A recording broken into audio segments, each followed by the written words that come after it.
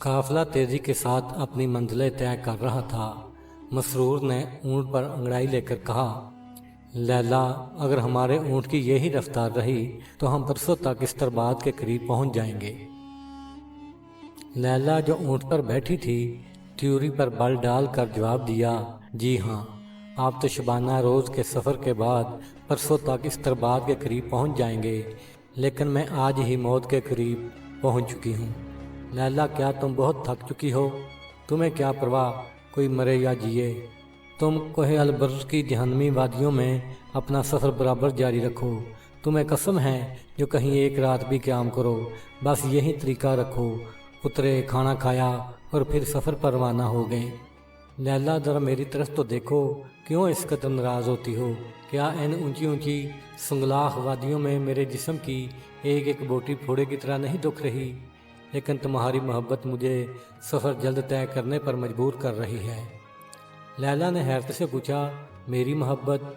क्या मेरी मोहब्बत का तकाजा यही है कि चाहे मैं थकान की शिद्दत से मर जाऊं, लेकिन तुम एक मंजिल पर भी क़याम ना करो? मसरूर ने मुस्कुरा कर जवाब दिया, नहीं लैला, ये बात नहीं। मैं चाहता हूँ कि किसी तरह पर लगाकर निशापुर जल्द से जल्द पहुँच जाऊँ, ताकि तुम फ़ौरन अपना काम शुरू कर दो और खुदा हमें अपने मकसद में कामयाब करे। इसके बाद शाह के वादे के मुताबिक मेरी उम्मीदों का कशाना मुस्तकिल तौर पर तुम्हारे जलवों से रोशन हो जाए। लैला मुस्कुराई और बोली, तौबा कहिए कि अभी निशा पर पहुँचे नहीं, मामला की नौइयत का अंदाज़ा नहीं हुआ और आपने मोहब्बत की कामरानियों के ख्वाब अभी से देखना शुरू कर दिए। तो क्या तुमको कामयाबी में कुछ शुबा है? फ़र्ज करो कि वो काम तवक्को से ज़्यादा मुश्किल साबित हुआ और मैं नाकाम रही या अपनी जान से गई, उस वक़्त तुम क्या करोगे? लैला, मेरी ज़िंदगी अब तुम्हारे दामन से वाबस्ता है। मैं खुद मौत के दरवाज़े पर दस्तक दे रहा हूँ और तुमको हर मुमकिन कोशिश से बचाऊँगा। रहा कामयाबी और नाकामी का सवाल, सो गरीब यूसुफ तो चीज़ ही क्या है। तुम्हारी मखमूर निगाहों की बरगपाशियाँ फरिश्तों के भी खरमने होश को खाकस्तर कर सकती हैं। लैला कहका लगाकर बोली, तुम्हारा क्या कहना? तुम तो हर बात पर यकीन कर लेते हो। शाह की जन्नत का तुम्हें किस कदर जल्द यकीन आ गया था। वो दिन याद है जब जन्नत की एक झलक दिखलाने के बाद तुम बाहर कर दिए गए थे, तो तुम दीवानों की तरह जंगलों की खाक छानते फिरते थे और शाह के कदमों पर गिराते थे। मसरूर ने शर्मिंदा होकर जवाब दिया, लैला, मुझे जन्नत का यकीन दिलाने वाली तो तुम ही थी।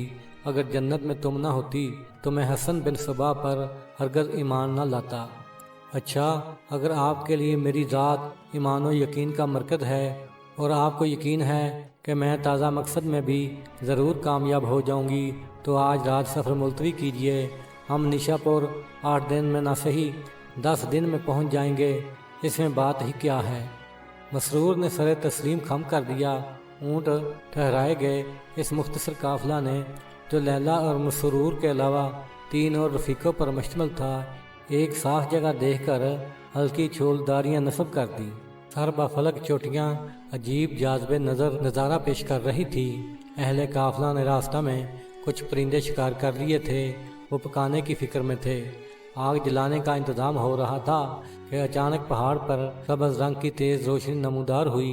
एक बारी और महीब आवाज़ पेच दर पेच वादियों में गूंजी, ए ईमान वालो, अपने ईमान पर साबित कदम रहो और जो मुकद्दस फर्ज तुम पर ऐद किया गया है उससे गाफिल ना हो। खुदा तुम्हारी मदद करेगा, वो सबसे बेहतर मदद करने वाला है। तुम्हारे ज़ाहद व तकवा से खुश होकर खुदावंद करीम ने तुम्हारे लिए आसमान से मन्नो सलवा नाज़िल किया है। जो यहाँ से 100 कदम पीछे हटकर दानी जानब पहाड़ों पर तलाश करो, खो पियो और शुक्र खुदाबंदी बजा लाओ।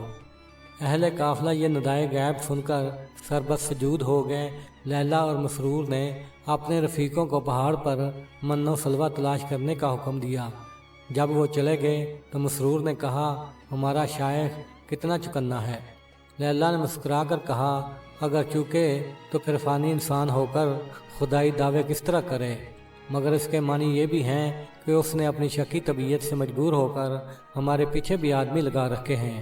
थोड़ी देर के बाद काफ़िला वाले मन्नो सलवा लिए हुए खुश खुश वापस आ गए। یہ 6-7 آدمیوں کے لیے بہت لذیذ بنا ہوا پرندوں کا گوشت تھا، اور اس کے ساتھ ہی خوشبودار ٹھنڈے پانی کی 2 صراحیاں تھیں اور تازہ دودھ سے لبریز ایک بڑا برتن۔ یہ تھا وہ منو سلوا جو قافلہ کے لیے آسمان سے اترا تھا۔